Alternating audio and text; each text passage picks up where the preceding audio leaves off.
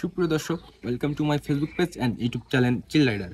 তো আজকে কোনো মোটরবোলা কনসেপ্ট ভিডিও না, আজকে ভিডিও একটা ঐতিহাসিক বা ইতিহাস নিয়ে একটা ভিডিও। তো আপনারা আমার পিছনে দেখতে পাচ্ছেন বিভিন্ন মন্দির, কিছু স্থাপনা।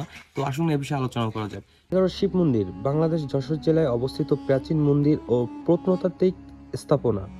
17 শতকের মাঝামাঝিতে রাজা নীলকণ্ঠ রায় এই মন্দিরগুলো স্থাপন করেন। উভয়নগর উপজেলা বাগুটিয়া ইউনিয়ন ভৈরব নদীর তীরে স্থাপনাটি অবস্থিত। যশোর সদর জেলা থেকে দূরত্ব 45 কিলোমিটার। আসুন এই মন্দিরগুলোর ইতিহাস জানা যাক। যশোরের তৎকালীন রাজা নীলকণ্ঠ রায় ছিলেন রাজা প্রতাপাদিত্যর বংশধর। তার রাজধানী ছিল চাষড়া, কিন্তু তিনি বসবাস করতেন উভয়নগরের ভৈরব নদীর পাড়ে। রাজা তার মেয়ে উভয়াকে বিয়ে দেন নড়াইলের জমিদার ছেলে নীলাম্বর রায়ের সাথে। বিয়ের কিছুদিন পর নীলাম্বর দুরারোগ্য ব্যাধিতে আক্রান্ত হয়ে মারা যান। অল্প বয়সে বিধবা হন উভয় দেবী।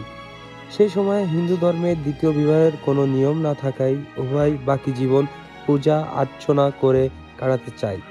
নীলকণ্ঠ মেয়ের অনুরোধে 1775 সাল থেকে 1764 সালের মধ্যে 11টি শিব মন্দির স্থাপন করেন এবং মেয়ের নামে নগরীর নাম রাখেন উভয়নগর। এবার মন্দিরগুলোর বিবরণ সম্পর্কে জানা যাক। 11টি মন্দিরের মধ্যে উত্তরের মন্দিরটি মূল মন্দির। মূল মন্দিরটির দৈর্ঘ্য 24 ফুট 4 ইঞ্চি ও প্রস্থ 22 ফুট 3 ইঞ্চি। দেওয়ালের প্রস্থ 3 ফুট 4 ইঞ্চি। প্রধান মন্দিরের দুই পাশে পূর্ব ও পশ্চিমে 4টি করে মোট 8টি প্রবেশ পথে, দুই দিকে 2টি সহ মোট 10টি অপ্রধান মন্দির রয়েছে। 11টি মন্দির রয়েছে 11টি কোষ্ঠী পাথরের শিবলিঙ্গ ছিল, যা চুরি হয়ে যায়। মন্দিরের বাইরে দক্ষিণ দিকে আছে একটি প্রধান প্রবেশ পথ। প্রতিটি মন্দিরের প্রবেশের জন্য আছে খিলাঙ্কৃত দরজা ও দেওয়ালের পোড়ামাটির ফলক।